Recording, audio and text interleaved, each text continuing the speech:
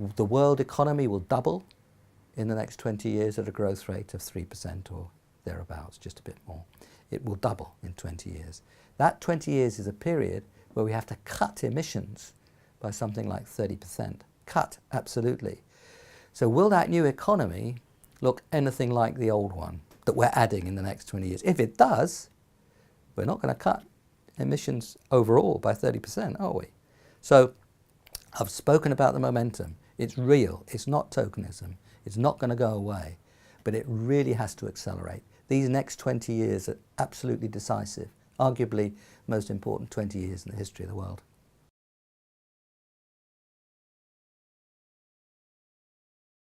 I've always been deeply suspicious of the one thing question. If there's one thing you could do, it's generally a mistake, because this is an area where the clear direction on policy has to be set.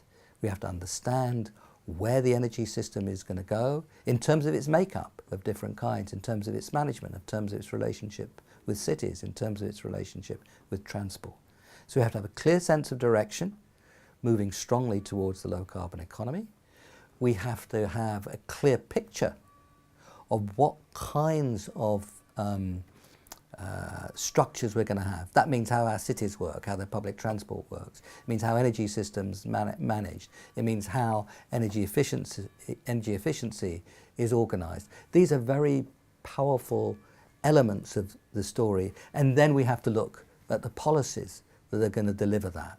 So clear sense of direction, an understanding of the physical and management systems that we're going to need, including digital management of energy. And then you have to have the policies that are necessary. In my view, a carbon tax is very important. Joe Stiglitz and I published a paper last year at the request of the high-level group, or focused on the World Bank, but many other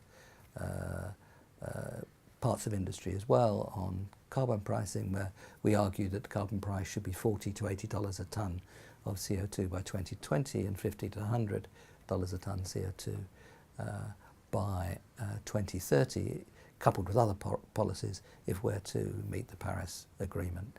So if you want one thing, it's a clear, determined sense of direction as part of a plan which has a picture of what you're trying to do in terms of the various physical and management parts, and a set of policies that can deliver it.